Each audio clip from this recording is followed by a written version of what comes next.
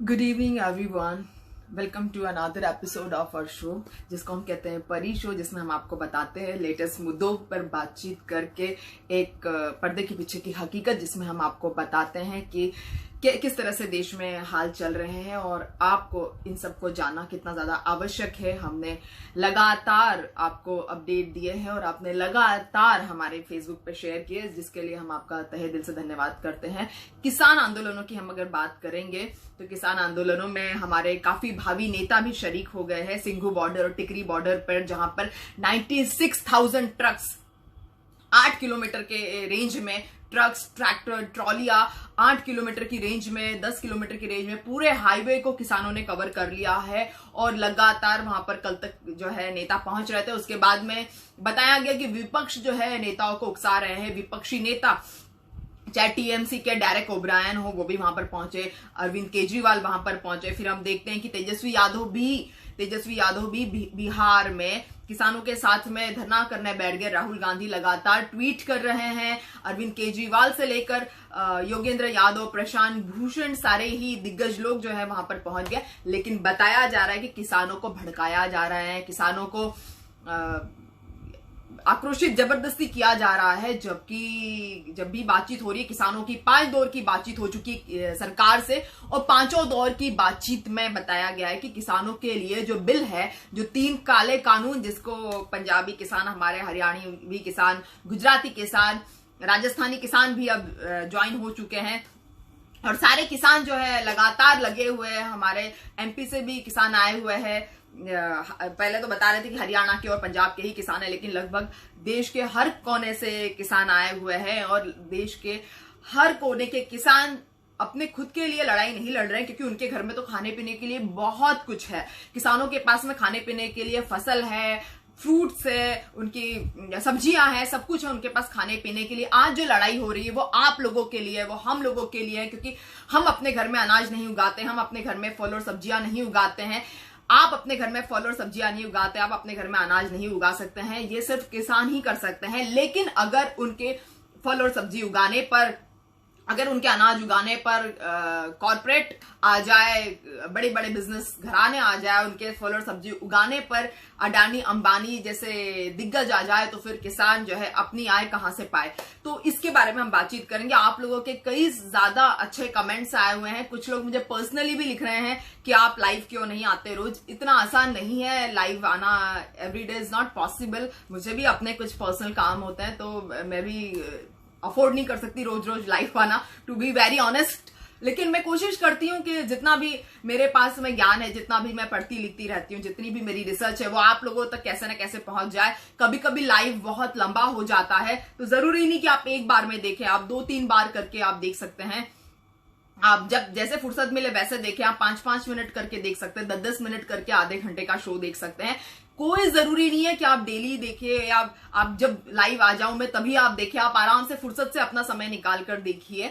आप हमारा YouTube channel भी सब्सक्राइब कर सकते हैं। मैं जानती हूं कि आप लोगों ने बहुत धड़ल्ले से बहुत अच्छे रिस्पॉन्सेज दिए हैं और मेरी मेहनत को आपने सफल किया है, उसके लिए मुझे बहुत ज्यादा खुशी है और मैं आप लोगों की बहुत आभारी हूं। जितनी आप लोगों की तारीफ की जाए उतनी कम है इस मामले में। आप हमारा YouTube चैनल भी सब्सक्राइब कर लीजिए, जिसका नाम है परी टॉक्स टू देश की जनता। मैं ज्यादा नहीं बोलूंगी, आप लोगों को सब पता है। आगे बढ़ते हैं कि एंटोनियो गुतेरेस जो है, हमारे एंटोनियो गुतेरेस जो है यूएन के प्रेसिडेंट है।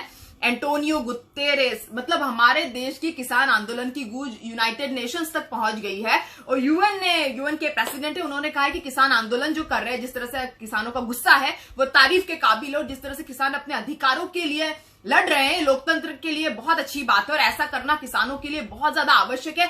हर कंट्री के किसान को ऐसा होना चाहिए। उन्होंने कहा है कि जिस तरह से किसान लगे हुए हैं एक तरह से और शांतिपूर्ण प्रदर्शन कर रहे हैं, ये सरकार के लिए भी गर्व की बात होनी चाहिए कि ऐसी देश की सरकार है, लोकतांत्रिक सरकार है भारत देश की, जहां पर इस तरह की व्यवस्था है, जहां पर इस तरह से अपने अधिकारों के लिए लड़ा जाता है। हर इंसान को, हर कम्युनिटी को, हर कस्बे को, हर संस्था प्रशासन को, हर किसान हो या कॉर्पोरेट हो, हर समिति को अपने हक के लिए लड़ना चाहिए, हर इंडिविजुअल को अपने हक के लिए लड़ना चाहिए। ऐसे एंटोनियो गुतेरेस का कहना है। एंटोनियो गुतेरेस जो है यूएन के प्रेसिडेंट है, उनके बारे में ये बात सुनकर हमको बहुत खुशी है कि वो भी हमारे देश की कृषि आंदोलनों पे लगातार नजर रख रहे हैं। यूएन से लेके अमेरिका से लेके हर कोई हमारे कृषि आंदोलनों पे लगातार नजर रखे हुए हैं, जो हमारे लिए बहुत गर्व की बात है, गर्व करने वाली बात है कि जो हम लोगों को तो मतलब आधे लोगों को समझ में ही आ रहा कि आंदोलन क्या है। आधे लोग तो अपनी दाल रोटी कमाने में ही बिजी है। अगर आपकी दाल रोटी में अगर आपकी पैसा कमाने के बाद में आपको इतनी अकल ही नहीं है कि आपका गेहूं कहां से आ रहा है, आपका चावल कहां से आ रहा है, आपका धन धान्य घर में कहां से आ रहा है, धान्य कहां से आ रहा है, सब्जी कहां से आ रही है, फल कहां से आ रही है, जिनसे आ रही है वही जो है बिल्कुल तानाशाह का शिकार बने हुए हैं, उनको ओवरलुक किया जा रहा है, वो सरकार के ईगो का शिकार बने हुए हैं और उन पर ही जबरदस्ती इल्जाम लगाया जा रहा है कि जबरदस्ती में आंदोलन कर रहे हैं। किसान बेवकूफ नहीं है, किसान पढ़े लिखे हैं, बहुत सारे किसान बहुत ज्यादा पढ़े लिखे हैं। कुछ तो ऑस्ट्रेलिया से आए हुए किसान हैं, ऑस्ट्रेलिया से आया है, कोई कनाडा से आया हुआ है, कोई अमेरिका से आया हुआ है, न्यूजीलैंड से आए, पता नहीं कहां से आके वो अपने पेरेंट्स को, अपने ग्रैंडफादर्स को, अपनी ग्रैंड मदर्स को ये लोग सपोर्ट कर रहे हैं। तो आप बिल्कुल मत समझिए कि किसान गंवार है। जरूरी नहीं है कि वो खेती किसानी या फसल उगा रहे हैं तो वो गंवार हैं, ऐसा कहीं भी लिखा नहीं। अमेरिका में अगर आप जाएंगे तो बहुत ज्यादा एमबीए होल्डर्स भी जो है एग्रीकल्चर में, वो भी जाके एग्रीकल्चर कर रहे हैं। तो ऐसा आप मत समझिए कि किसान गंवार है, उनको अक्ल नहीं, सारी अक्ल जो है बड़े बड़े मिनिस्टर्स को, बड़े बड़े दलालों को, बिचौलियों को सारी अक्ल है, ऐसा बिल्कुल नहीं है। तो आगे बात करते हैं कि जो हमारे कनाडा के प्रधानमंत्री है, प्राइम मिनिस्टर जो है जस्टिन ट्रूडो, वो बार बार हमारी सरकार को गुस्सा आ रहा है कि हमारे देश के मैटर में क्यों बीच में बोल रहे हैं, हमारे देश के मैटर में बीच में क्यों बोल रहे हैं। अगर हमारे देश की जनता की बात, हमारे देश के अन्नदाताओं की बात अगर सरकार ही नहीं सुनेगी तो कोई ना कोई तो बीच में बोलेगा ही बोलेगा। इसमें बुरा मानने वाली कोई बात नहीं है, तो बुरा इसमें बिल्कुल नहीं मानना चाहिए।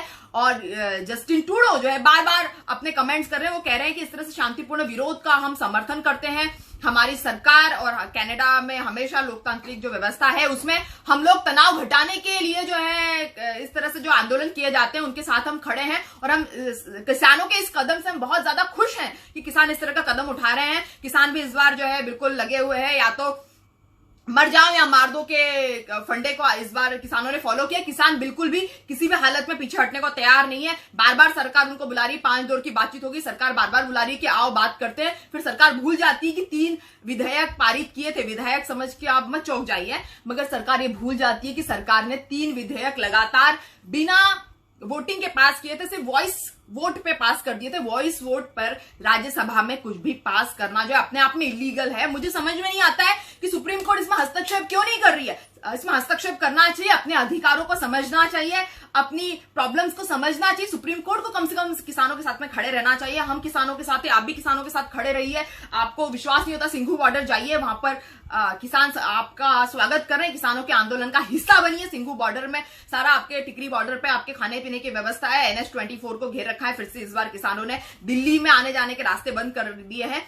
लेकिन एक बात आज निकल के सामने आ रही कि आज अचानक जब कल किसानों से अमित शाह जी मिल रहे थे, प्रधानमंत्री जी मिल रहे थे, राजनाथ सिंह जी गृह मंत्री हमारे जो मिल रहे थे किसानों से, तो इस बार आप जो है किसानों से आज शाम को फिर से बातचीत कर दी गई। अचानक मीटिंग बुला ली अमित शाह जी ने, पता नहीं क्यों, लेकिन किसान कह रहे हैं कि अचानक मीटिंग जरूर बुला ली अमित शाह जी ने।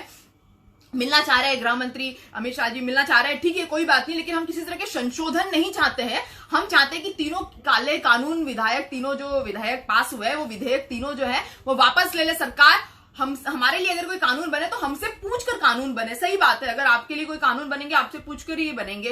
तो ये अचानक एक मीटिंग बुला ली गई। हालांकि 9 तारीख को ऑलरेडी मीटिंग थी किसानों के साथ में अमित शाह जी की, ये फिर से मीटिंग बुला ली है, पता नहीं क्यों, लेकिन फिर भी जाएंगे किसान शायद। लेकिन किसान सेटिस्फाइड नहीं है इस तरह की सरकार के रवैये से। बोल रहे कि सरकार बार बार भूल जाती है कि उन्होंने इस तरह के 3 विधेयक जो जारी किए थे, ये सरकार बार बार भूल जाती है। किसान सरकार के दिमाग में जो है एक मेमोरी लॉस का प्रॉब्लम हो गया है, गजनी बन गए हैं, ऐसा किसानों का कहना है। ऐसे मेरे पास में मैसेजेस भी आ रहे हैं बहुत ज्यादा। मैं एक दिन आपको सारे कमेंट्स और मैसेजेस पढ़ के बताऊंगी कि मुझे अपने कैसे मैसेजेस आते हैं यूट्यूब पे, मैं आपको पढ़ के बताना चाहूंगी किसी दिन। वो मैं एक पूरा शो आपको बताऊंगी कि क्या क्या लोग मैसेजेस कर रहे हैं।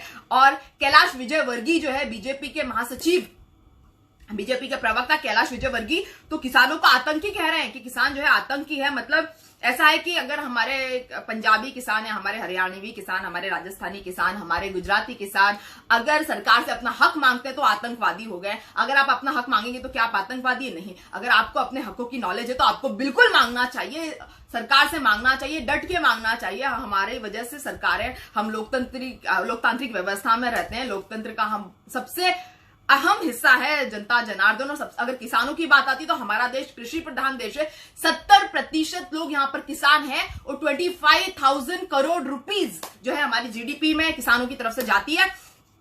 तो मैं तो बोलूंगी कि आप बिल्कुल सिंघू और टिकरी बॉर्डर पहुंच जाइए, किसानों का आंदोलन का साथ दीजिए। अगर आप ऐसा कर सकने में सक्षम है तो बिल्कुल आप सिंघू और टिकरी बॉर्डर पहुंच जाइए, वहां पर किसानों से बात कीजिए, उनके उद्देश्यों को समझिए, उनके इरादों को समझिए, उनकी जो जद्दोजहद है उसको समझिए। आप you should be salute the determination of farmers. क्या डिटर्मिनेशन है, क्या उनका जज्बा है, क्या उनका जोश है, और क्या बिल्कुल उनकी ढिलाई जो है वो बहुत ज्यादा है। कहीं से कहीं तक कोई ढिलाई नहीं है। वैसे भी कोरोना काल में मोदी जी ने ढिलाई करने को मना किया है, तो किसानों के इरादों में भी किसी तरह की ढिलाई नजर नहीं आ रही है। जैसे मोदी जी ने कहा है जब तक दवाई नहीं तब तक ढिलाई नहीं, वैसे ही किसानों ने कह दिया है कि जब तक विधेयक की वापसी नहीं है, जब तक विधेयक कैंसिल नहीं, तब तक ढिलाई नहीं। तो किसानों का जो आंदोलन है, आज 13 दिन हो गए हैं लगातार किसानों का आंदोलन चल रहा है। 13 दिन तो दिल्ली के बॉर्डर पे, उससे पहले भी जाकर बुराड़ी में, हरियाणा में अलग अलग जगह पे किसान अपना धरना दे ही रहे थे।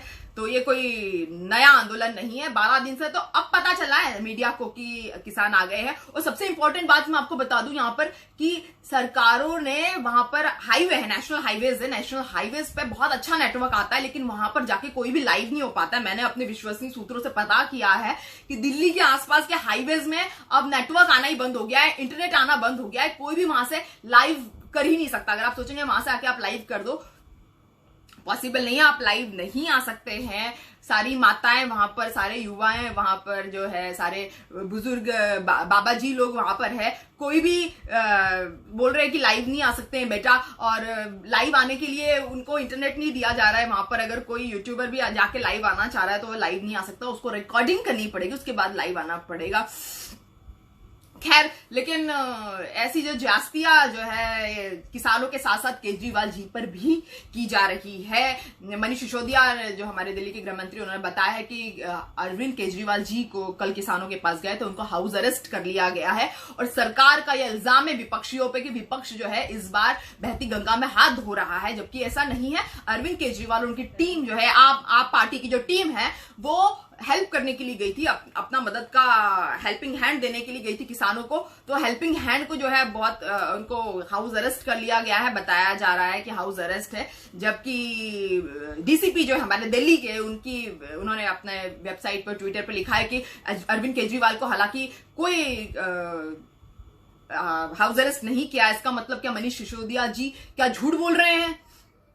और फिर अरविंद केजरीवाल जी के घर की तस्वीरें और ये सब कुछ सामने आ रहा है और बताया जा रहा है कि कोई हाउस अरेस्ट नहीं है। अरविंद केजरीवाल जी दिल्ली के सीएम है, जहां जाना चाहते हैं वहां जा सकते हैं, कोई उनको हाउस अरेस्ट नहीं है, कुछ नहीं है। लेकिन मेरे को एक बात समझ में आ रही है कि अगर हाउस अरेस्ट नहीं है तो फिर आप पार्टी झूठ क्यों बोलेगी? अगर आप पार्टी किसानों के साथ जाना चाह रही थी, वहां पर रहना चाह रही थी सिंघू बॉर्डर पे, हालांकि किसान किसी नेतागिरी को आजकल समर्थन नहीं कर रहे। अखिलेश यादव भी कल गिरफ्तार हो गए। अखिलेश यादव जो है किसानों के साथ में अपनी साइकिल लेके निकल पड़े थे और उनको भी किसानों ने जो है मना कर दिया है कि कोई भी नेता जो है वहां पे नेतागिरी करने के लिए ना जाए। और किसान अब चाहते हैं कि वो अपनी लड़ाई खुद लड़े तो ज्यादा बेहतर होगा। लेकिन फिर भी राहुल गांधी और कई विपक्षी बड़े नेता जो शरद पवार जैसे नेता है, और डेरेक ओब्रायन है टीएमसी के, सारे बड़े नेता जो है, सीताराम येचुरी ने बताया है कि हम जितने बड़े नेता हैं वो राष्ट्रपति से मिलने जाएंगे। शायद आज शाम को उनकी 5:30-6 बजे मीटिंग थी। तो सारे की सारे बड़े नेता जो है वो राष्ट्रपति से मिलके ये गुहार लगाएंगे कि आपने जो हस्ताक्षर किए हैं 3 किसान कानून के जो विधेयक पारित किए हैं, प्लीज उनको वापस ले लीजिए, वरना हमारे देश की अर्थव्यवस्था के लिए, हमारे देश के अन्नदाताओं के लिए संकट काल शुरू हो जाएगा। तो देखते हैं कि इसके बारे में राष्ट्रपति जी क्या करते हैं, वो मैं आपको लगातार अपडेट करती रहूंगी। लेकिन आज जहां पर 3 बजे तक भारत बंद था, 11 से 3 बजे तक, आज भारत बंद था। तो जब 11 से 3 बजे तक भारत बंद था, वहां पर जयपुर में बीजेपी और कांग्रेस के कार्यकर्ताओं के बीच में लड़ाई झगड़े हो गए। मतलब आप देखिए कि हमारे देश का किसान जो है ठिठुरती ठंड में सड़क पे जाके बैठा है। ठिठुरती ठंड में जो है माताएं ये सोच रही है कि हमारे बच्चे जो है उनका भविष्य खराब हो जाएगा, हमारे बच्चों की जिंदगी कैसे चलेगी, हमारे बच्चे जो है अपनी कैसी इनकम कमाएंगे। बूढ़े बाबा जी जो लोग सोच रहे हैं कि हमारी आगे की जनरेशन के लिए हम कुछ हिस्ट्री बनाकर जाए। हमारे साथ में हमेशा से जो है सिखों के साथ में और पंजाबियों के साथ में हमेशा से जो है ज्यादतियां की, जो भी सरकार आई उसने ज्यादतियां की है। और नौजवान सोच रहे हैं कि हमें रोजगार मिल जाए, ये हो जाए, वो हो जाए, मगर लगातार सब कुछ होने के बावजूद भी उनकी बात नहीं सुनी जा रही है। और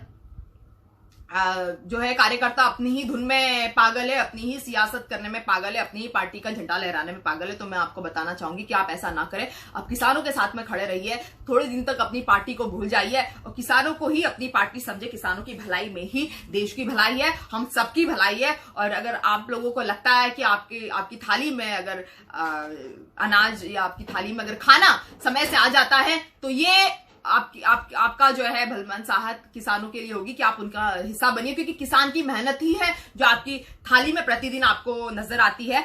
और मैं बता दूं कि कलेक्टिव प्रॉब्लम से काफी सरकारों ने प्रॉब्लम्स खड़ी की किसानों के लिए, पहली बार नहीं है। 370 हटाने के बाद भी जब हिंदी के साथ में अंग्रेजी, कश्मीरी, उर्दू, डोंगरी जैसी भाषाओं का राष्ट्रीय भाषाओं का दर्जा दिया गया, उस समय भी पंजाबी भाषा को राष्ट्रीय भाषा का दर्जा नहीं दिया गया।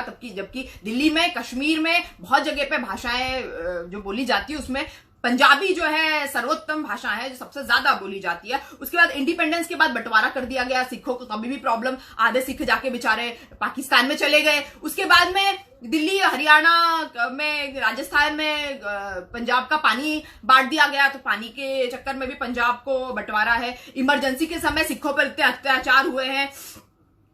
मतलब जो सरकार को इस बार पंजाबी में जवाब मिल रहा है, जो दलजीत दोसांझ जो पंजाबी में ट्वीट कर रहे हैं, जो पंजाबी में अपने इंटरव्यूज दे रहे हैं, किसान सरकार को बता रहे हैं कि पंजाबियों की क्या मंशा है, पंजाबी की ताकत क्या होती है। पंजाबी लैंग्वेज को आपने राष्ट्रभाषा नहीं बनाया, पंजाब के बारे में आपने कभी सोचा नहीं है, पंजाब की फसल के बारे में आपने कभी नहीं सोचा, आपने कभी जो है ये समझने की कोशिश नहीं की कि गुरु गोविंद साहब ने क्या जज्बा पंजाबियों को दिया है। जब सिख दंगे हुए तो उस समय से लेकर आज तक जो है, मतलब इंडिपेंडेंस से लेकर मैं बता दूं, सिख दंगे तो अब छोड़ दिए, तब से लेकर आज तक जो है लगातार जो है पंजाब के साथ में या पंजाबियों के साथ में जो है जस्टिस वाली बात नहीं हुई है, जिसका जवाब आज वो दे रहे हैं। इसलिए दलजीत दोसांझ जो है ट्विटर जो है पंजाबी में कर रहे हैं, और पंजाबी आज हर कोई सीखना चाह रहा है। इतना क्रेज ट्रेंडिंग चल रहा है ट्विटर पे, हर कोई पंजाबी सीखना चाह रहा है, चाहे वो साउथ का हो चाहे नॉर्थ का बंदा हो, हर कोई चाहता है काश मुझे पंजाबी आती तो मैं समझता कि दलजीत दोसांझ जो है कंगना को क्या लिख रहे हैं, दलजीत दोसांझ क्या लिख रहे हैं, किसान क्या बोल रहे हैं, कितनी तेज आवाज में, इतने मतलब ऐसे बिल्कुल जोश और जज्बे के साथ में किसान क्या बोल रहे हैं मैं समझता। पंजाबी भाषा मुझे आ जाती, मैं सीख जाऊंगा। सब जगह पंजाबी सीखने की होड़ मच गई है, इंडिया से लेके अमेरिका से लेके कनाडा से लेके तो ऑस्ट्रेलिया, न्यूजीलैंड, सब जगह पंजाबी भाषा का एक क्रेज बना दिया दलजीत दोसांझ साहब को। Hats off to you sir. लेकिन मैं आपको बता दूं कि जो राहुल गांधी है वो बार बार ट्वीट लिखकर मोदी सरकार को आगाह कर रहे हैं कि आप प्लीज किसानों के साथ हो जाइए, हमारे देश के अन्नदाताओं के साथ हो जाइए। बार बार जो है बता रहे हैं कि न्यूनतम समर्थन मूल्य जो है वो बिहार के किसानों को सबसे ज्यादा मुसीबत में डालता है। बिहार के किसानों को न्यूनतम समर्थन मूल्य नहीं मिलता है, राजस्थान के किसानों को न्यूनतम समर्थन मूल्य नहीं मिलता है, हरियाणा के किसानों को न्यूनतम समर्थन मूल्य नहीं मिलता है। न्यूनतम समर्थन मूल्य लगाइए, किसानों के साथ में आइए, और किसानों के साथ में खड़े रहना महागठबंधन का फर्ज है। वैसे ही अखिलेश यादव जी बोल रहे हैं, वैसा ही टीएमसी के नेता बोल रहे हैं, वैसे ही ममता बनर्जी लगातार किसानों के सपोर्ट में उतरी है। तो मतलब सभी लोग जो है कह रहे हैं कि अधिकारियों को और सरकार को किसानों का साथ देना चाहिए, किसानों के पक्ष में आना चाहिए, और कह रहे हैं कि इनको आतंकवादी या खलिस्तानी नहीं बोलना चाहिए। मासूम किसान हैं जो हमेशा से परेशान हैं, और हमेशा से पता नहीं कितनी आत्महत्या है हमारे देश में, किसी कॉर्पोरेट की या किसी बिजनेस घराने की आत्महत्या नहीं होती है, लेकिन किसानों की आत्महत्या हमारे देश में हर साल होती है। 90,000 किसानों की आत्महत्या ऑन एन एवरेज बता दी जाती है। और एक और चीज सामने निकल के आ रही है, हरियाणा में जेजेपी के जो डिप्टी मिनिस्टर चौटाला जी, हमारे दुष्यंत चौटाला जी का इस्तीफा मांगा गया है। तो हरियाणा में जो है खट्टर सरकार भी प्रॉब्लम में आ सकती है। जेजेपी की सरकार पूरी तरह किसानों पर आधारित है, किसानों के द्वारा चुनी हुई सरकार है। तो एक बार फिर से किसान जो है ये सब कुछ करके इतिहास को दोहरा रहे हैं, अपनी शक्ति को दिखा रहे हैं और बता रहे हैं कि अन्नदाता की शक्ति क्या है। और अगर सरकार इन कानूनों को वापस नहीं लेगी तो ये साल 2 साल 3 साल इतना राशन आ रहा है इनको, इतना राशन आ रहा है इनके पास में, अपने घर की सेविंग्स वाला राशन तो अभी इन्होंने यूज करना स्टार्ट ही नहीं किया है। तो ये तो कह रहे हैं कि हमारे घर का जो राशन है अभी हमने वो यूज करना स्टार्ट ही नहीं किया है। बाहर से ही इतना राशन आ रहा है हमें, एनजीओ से, दुनिया भर के संगठनों से इतना ज्यादा राशन आ रहा है, इतने ज्यादा लोग हमें समर्थन कर रहे हैं कि हमें और जज्बा हमारा जो है 2 गुना 4 गुना हो गया है कि अब हम, अगर हमें 2-5 साल भी यहां बैठना पड़े तो हम विधेयक, काले कानून जो उनको कह रहे हैं किसान, वो वापस करवा कर ही यहां से हम जाएंगे। तो ये बात है किसानों की। तो किसान जो है डरने वरने को इस बार तैयार नहीं है और किसान किसी से डरते वरते नहीं। लेकिन कपिल मिश्रा जो, जिन्होंने चैलेंज दिया था, ट्विटर पर बहुत चला था कि कपिल मिश्रा ने चैलेंज दिया था कि मैं दिल्ली के रास्ते खुलवा दूंगा। कपिल मिश्रा के चैलेंज तो चले नहीं है, लेकिन इस बार जो है कपिल मिश्रा ने शाहीन बाग के लोग कह दिया, सारे नेताओं को शाहीन बाग का कह दिया। जो कल किसानों से मिलने गए थे सभी किसानों को शाहीन बाग के आतंकवादी कपिल मिश्रा ने कह दिया। कपिल मिश्रा ने कहा, वही अपने जिस तरह के भड़काऊ और उकसाऊ भाषण देते हैं कि किसान जो है वो जो है रोड पर जिस तरह से ये बैठे हुए हैं, ये खालिस्तानी समर्थक है और इनको बाहर से पैसा आ रहा है। उन्होंने कहा है कि ये जो है शाहीन बाग के लोग हैं और जो है दिल्ली को ये बंधक बना रहे हैं और इन्होंने दिल्ली को बंधक बना रखा है किसानों ने। और दिल्ली की जो सुचारू सरकार चल रही है उससे बाहर की शक्तियों को प्रॉब्लम है, इसलिए किसान धरना कर रहे हैं। उनको नहीं पता कि 3 काले कानून क्या होते हैं। शायद कपिल मिश्रा जी इतने पढ़े लिखे नहीं है कि उनको 3 काले कानून, जो किसानों के हिसाब से काले कानून, ऐसा मैं बिल्कुल नहीं कह रही हूं, किसानों के हिसाब से जो 3 काले कानून है, एमएसपी की गारंटी उसमें लिखी नहीं है, कुछ भी उसमें किसानों के लिए, अगर वो खरपतवार जलाते हैं, पराली जलाते हैं तो 1-1 करोड़ तक का जुर्माना किसानों को भरना पड़ेगा। और किसानों की जो हालत की है, किसानों को जिस तरह से सब तरफ से बिल्कुल कॉन्ट्रैक्चुअल फार्मिंग के अंदर जो किसानों को बंधुआ किसान बनाने की जो प्रोसेसिंग पूरी जो चल रही है, किसान इतने ज्यादा टैलेंटेड है, किसान इसको समझ रहे हैं। एक मंडी एक देश एक मंडी का जो रूल सरकार ने लागू किया है उसको तो सरकार के मंत्री ही खुद नहीं मान रहे। बहुत राज्यों की सरकारों के मंत्रियों ने कहा है कि बाहर का किसान अगर हमारे यहां आकर फसल बेचता है तो उसको हम गिरफ्तार कर लेंगे, उसकी ट्रक को जब्त कर लेंगे, उसकी ट्रैक्टर को हम जब्त कर लेंगे। तो किसान, एक तरफ तो मोदी जी कहते हैं कि एक देश एक मंडी बनाएंगे, जो पॉसिबल नहीं है। हमारे भारत देश की आबादी को देखकर, हमारे भारत देश की मंडियों को देखकर, हमारे भारत देश के अलग अलग लोगों की चॉइसेस, फूड चॉइसेस हमारी अलग अलग है। हम लोग कुछ और खाना खाते हैं, साउथ वाले कुछ और, उनकी स्टाइल खाने का अलग है, बंगालियों का स्टाइल अलग है, गुजरातियों का स्टाइल अलग है। तो हमारे देश में ये पॉसिबल नहीं है। शिवराज सिंह चौहान ने तो मोदी जी को ही एक तरह से झुटला दिया। उन्होंने कहा है कि अगर कोई भी बाहर का किसान हमारे यहाँ आकर फसल बेचता है, हमारे एमपी के किसानों की तो हम फसल ले लेंगे, लेकिन बाहर का किसान हमारे यहाँ के जरूरत ना करे फसल बेचने की। अगर बाहर का किसान हमारे यहाँ के फसल बेचता है उसको हम गिरफ्तार कर लेंगे, उसका ट्रक भी जब्त कर लेंगे, उसका सामान भी जब्त कर लेंगे, उसकी फसल भी जब्त कर लेंगे। तो इस तरह से किसानों को डराने धमकाने वाली बात शिवराज सिंह चौहान जी ने बोल दिया। तो इसका मतलब फिर मोदी जी क्या बोल रहे हैं? तो मोदी जी के मंत्री मोदी जी को नहीं समझ रहे हैं, बीजेपी के नेता जो है, या तो मोदी जी मंत्रियों को नहीं समझ रहे। दोनों में से एक, कहीं ना कहीं तो बात है कि कौन किसको नहीं समझ रहा है, ये समझने वाली बात है। इसीलिए किसान अपने रुख पर अड़े हुए हैं, इसीलिए किसान चाहते हैं कि वो संशोधन का प्रस्ताव खारिज करते हैं। वो चाहते हैं कि वो जो किसानों ने उनकी डिमांड रखी है, जो 10 पेज का ड्राफ्ट रखा है, जो चाहते हैं कि 3 काले कानून वापस हो, सरकार उसी हिसाब से काम करे। सरकार अपनी तरफ से कोई नया ऑफर या अपनी तरफ से कोई नई बात ना करे और सरकार जो है वो किसानों की मांग को माने, क्योंकि किसान जो है अपना भविष्य सुरक्षित चाहते हैं। किसान नहीं चाहते कि कल को कॉर्पोरेट घराने के लिए बंधुआ मजदूर बनके ये काम करे और इनके बच्चे जो है अपनी आय को तरस जाए। हमारे देश में आज 90,000 किसान जो है ऑन एन एवरेज साल भर में आत्महत्या करते हैं, लेकिन ऐसा ना दिन आ जाए कि किसानों की आत्महत्या की जो गिनती है वो 2 लाख से ज्यादा बढ़ जाए। तो ऐसा नहीं होना चाहिए, ऐसा हम चाहते हैं ऐसा ही सीताराम येचुरी जो हमारे सीनियर नेता है कांग्रेस के, उन्होंने बताया है कि ANI जो न्यूज चैनल है, जो न्यूज डिस्ट्रीब्यूशन चैनल है, उनसे बात करते सीताराम येचुरी ने बताया कि राष्ट्रपति से बात करेंगे, मगर राष्ट्रपति से बात करने से भी तो क्या सॉल्यूशन निकलेगा ये हम आगे देखेंगे। लेकिन कहीं ना कहीं कुछ न्यूज चैनल, जो गोदी मीडिया के न्यूज चैनल, ऐसा बता रहे हैं किसान कि उनको अलाउड नहीं है वहां पर जाना, सिर्फ यूट्यूबर्स ही वहां पर जा पा रहे हैं, जहां पर ये सिंघू और टिकरी बॉर्डर में जहां पर ये पूरा आंदोलन चल रहा है, वहां पर हर कोई नहीं जा पाएगा। गोदी मीडिया भी वहां पर नहीं। अगर जी न्यूज का कोई पहुंच जाता है या रिपब्लिक भारत की तरफ से कोई पहुंच जाता है तो इनको बुरी तरह घेर लिया जाता है किसानों द्वारा, उनकी बुरी तरह बेइज्जती कर दी जाती है। और मोदी जी के लिए, हमारे प्राइम मिनिस्टर मोदी जी के लिए तो बहुत ही ज्यादा भड़काऊ नारे लगा दिए जाते हैं वहां पर, तो कोई तो वहां पर टिक ही नहीं सकता गोदी मीडिया में से, तो कोई वहां पर टिक नहीं सकता है।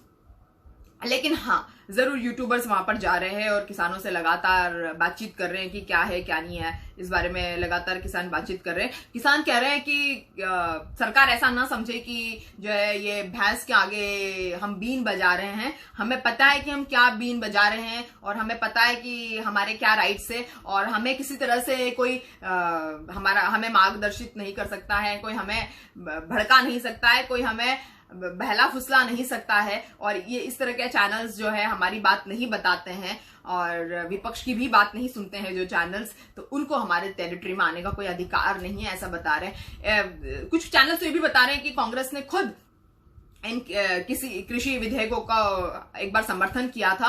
कांग्रेस ने कभी इन कृषि बिलों का समर्थन नहीं किया है। एक शरद पवार जी का लेटर था जिसमें शरद पवार जी ने ये बात की थी कि वो सोचेंगे समझेंगे, जिसको लेके बहुत सारे चैनल्स बोल रहे कि opposition backed this reforms. Opposition never backed this reforms, there is just one letter from NCP Neta Sharad Pawar and he was anticipating about it. He never declared the reforms और उन्होंने कभी इस तरह से कहा ही नहीं कि राज्यसभा में बिना वोटिंग के इस तरह से कानून ले आया जाए। ना कभी कांग्रेस ने कहा, ना कभी एनसीपी ने कहा, ना कभी और किसी ने कहा कि बिना इसके आप कानून ले आइए, बिना आप वोटिंग के कानून ले आइए, वॉइस नोट पे आप कानून ले आइए, कभी किसी ने कहा ही नहीं। लेकिन बहुत सारे चैनल्स चला रहे हैं कि बस लोगों ने यही कहा कि खुद कांग्रेस चाहती थी, और अब कांग्रेस 2010 में चाहती थी, कांग्रेस 2012 में चाहती थी, लेकिन कांग्रेस अब जो है वो कांग्रेस को मुद्दा मिल गया है किसान आंदोलनों का। और सरकार पता नहीं ऐसी क्या मजबूरी है, सरकार बिल्कुल इस पर एंटिसिपेट करना ही नहीं चाहती है। सरकार बिल्कुल इस पर don't want to give a second thought कि क्या किसान कह रहे हैं और ऐसा क्यों कह रहे हैं। अगर वो कह रहे हैं तो उनकी बात को मान लिया जाए। हमारे किसान अगर खुश हो तो हम सब खुश है, लेकिन ऐसा सरकार करने को बिल्कुल तैयार नहीं है। तो खैर, ये सरकार का अपना रुख है, लेकिन पता नहीं किसान कहां से आए हैं, कोने कोने से किसान आए हुए हैं और बता रहे हैं कि उनके पड़ोसी, उनके सहपाठी, उनके सहयोगी, उनके बहुत सारी समितियां जो है, संगठन उनका साथ दे रहे हैं, और बहुत सारे उनके रिश्तेदार जो उनके लिए फार्मिंग कर रहे हैं और ये वो यहाँ बैठ के धरना दे रहे हैं। और किसानों, जब हम सरकार के पास जाते हैं, सरकार बोलती है समिति बना देते, समिति बना देने के बाद में कोई भी आंदोलन जो है, समिति बनाने के बाद में आंदोलन सक्सेसफुल नहीं हुए हैं। मैं आपको बता दूं कि समिति बनती है, सरकार अगर किसानों की समिति बनाती है, हालांकि 40 किसानों के जो नेता हैं वो बार बार सरकार के पास जा रहे हैं, 40 किसान नेता, और 30-35 संगठन जो है किसानों के वो एकजुट हो चुके हैं। और जो 40 किसान नेता है बार बार किसानों के पास जा रहे हैं, किसान नेता जो बार बार सरकारों के पास जा रहे हैं, सरकार कह रही है कि समिति बना देते हैं। अगर समिति बन जाती है तो समिति बनने के बाद में, मैं आपको बता दूं कि समिति बनने के बाद में कोई भी आंदोलन जो है वो सक्सेसफुल नहीं हुआ है। 2, 5, 10 साल ऐसे ही घिस जाएगा और उसका कोई फायदा किसानों को नहीं मिलेगा। तो समिति आखिर क्यों बना देते हैं? अगर किसान चाहते हैं कानून वापस ले रहे तो कानून वापस अभी तक ले लेने चाहिए थे। 12 दिन तक नेशनल हाईवेज को जाम करना, दिल्ली में घुसने वाले 5 रास्तों को जाम करना, दिल्ली के लिए जो है आर्थिक व्यवस्था जो है वो खराब करने के लिए काफी है। आज भारत बंद है, कल फिर बातचीत होगी, आज बातचीत का कोई नतीजा सामने नहीं आ रहा। लगातार बातचीत हो रही है किसानों के बीच में और सरकार के बीच में, 6वें दौर की बातचीत हो गई है, लेकिन कोई नतीजा सामने क्यों नहीं आ रहा? आखिर ऐसी क्या मजबूरी, आखिर ऐसी क्या परेशानी है सरकार के पास में कि सरकार ऐसा कोई काम नहीं कर रही है।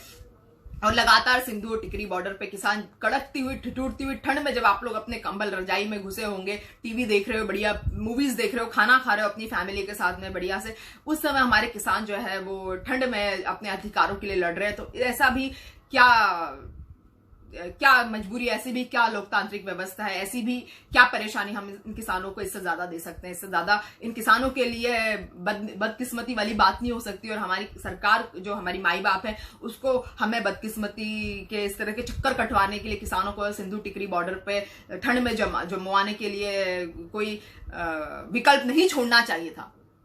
लेकिन किसान जो है, जो परेशानी में है, प्रेशर में है, अपने फ्यूचर को लेकर चिंतित है, आतंकित है, आंदोलित है। और मोदी जी कहां नहीं जा रहे हैं। मैंने आपको पिछले वीडियोस में बताया कैसे मोदी जी अपनी सैर सपाटे पर निकल गए हैं, लेकिन कोई भी किसानों तक नहीं पहुंच रहा है। कोई भी सरकार का नेता, सत्ताधारी दल का नेता या सरकार का नेता, केंद्र सरकार का नेता, कोई भी किसानों के बीच में नहीं पहुंच रहा है। और किसान जो नेता है वो क्या कह रहे हैं, मैंने आपको पिछले कुछ वीडियोस में बताया, वो भी आप देखिए पिछले कुछ वीडियोस।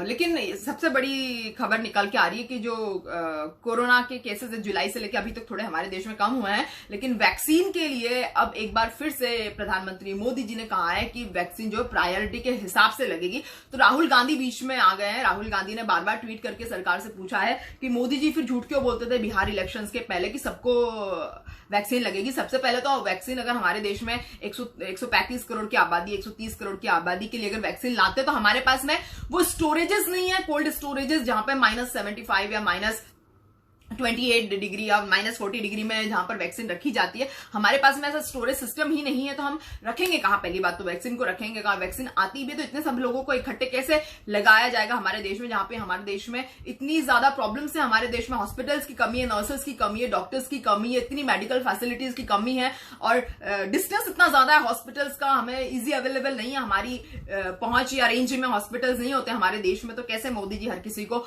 वैक्सीन लगवा सकते हैं? इस पर भी काफी ज्यादा विपक्ष के नेता गुस्साए हुए हैं, काफी ज्यादा सोशल वर्कर्स जो इसके बारे में बातचीत कर रहे हैं।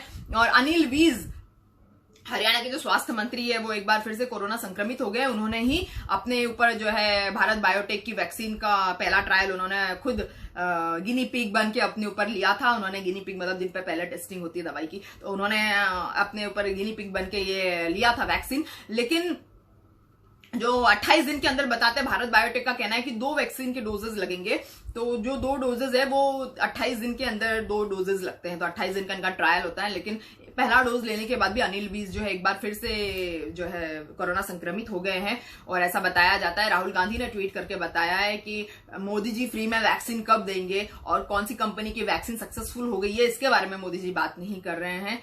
तो जबकि हमारे देश में अभी जो है बताया जा रहा है कि कोरोना के संक्रमित लोग जो है फिलहाल की कंडीशन में 5.5 लाख से ज्यादा एक्टिव केसेस है हमारे देश में। हर दिन का ऑन एन एवरेज 5-6 लाख के आसपास एक्टिव केसेस होते हैं। लेकिन मोदी जी कह रहे हैं कि प्रायोरिटी के हिसाब से आपको वैक्सीन लगेगी। सबसे पहले बूढ़े लोगों को लगेगी, फिर स्वास्थ्य कर्मचारियों को लगेगी, फिर वो जो है जो गरीबों को लगेगी, फिर हैंडीकैप्ड लोग जो है, हॉस्पिटलाइज्ड लोग हैं उनको लगेगी, फिर सोल्जर्स को लगेगी। पता नहीं, मतलब पूरी एक लंबी लिस्ट है मोदी जी के पास में। हमारा नंबर कब आएगा ये पता नहीं। तो राहुल गांधी बार बार ट्वीट करके मोदी जी से पूछ रहे हैं कि अगर ऐसा है तो फिर बीजेपी ने अपने मैनिफेस्टो में चुनाव के समय, विधानसभा चुनाव के समय झूठ क्यों बोला कि सबको वैक्सीन लगेगी? और अगर सबको वैक्सीन लगना जो है वोट बैंक भरने का काम था, सिर्फ झूठ बोलने का काम था, तो इसके लिए प्रधानमंत्री मोदी जी को सॉरी बोलना चाहिए।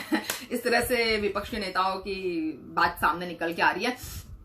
कि हम किसान आंदोलन के ऊपर लगातार बात करते रहेंगे। आप हमारा YouTube चैनल सब्सक्राइब कर लीजिए, जिसका नाम है परी टॉक्स टू देश की जनता, जिसमें सब्सक्रिप्शन बटन को दबा के बेल आइकन को क्लिक करना ना भूलिए, जिससे जैसे ही वीडियो डलता है फौरन नोटिफिकेशन आपके पास आए और आप फौरन वीडियो को देख सकते हैं और अपने फ्रेंड्स और फैमिलीज को आप वीडियो दिखा सकते हैं, जिससे हम एक बुद्धिजीवी समाज का निर्माण कर सके। आज के लिए इतना ही, फिर मिलते हैं हमारे लाइव शो में, जिसमें हम नए और पुराने मुद्दों को जो है इंटेलेक्चुअल तड़का लगाकर आपके समक्ष पेश करते हैं, एक एनालिटिकल तड़का लगाकर आपके समक्ष पेश करते हैं और आपको बताते हैं कि मुद्दों के पीछे की हकीकत क्या है, खबरों के पीछे की हकीकत क्या है और वास्तव में क्या सत्यता है जो आपसे छुपाई जा रही है, जो पर्दे के पीछे है। और मुझे पता है कि आप लोग हमारा लगातार फेसबुक पर शेयर्स कर रहे हैं, लगातार हमारे वीडियोस को आप शेयर कर रहे हैं, इतने अच्छे कमेंट्स कर रहे हैं। मैं एक दिन कमेंट्स भी पढ़ना चाहूंगी, मगर आप हमारे YouTube चैनल को शेयर नहीं कर रहे हैं, तो आप प्लीज YouTube चैनल को शेयर कीजिए, YouTube चैनल की लिंक्स को शेयर कीजिए। मैं ये चाहती हूँ आप लोगों से।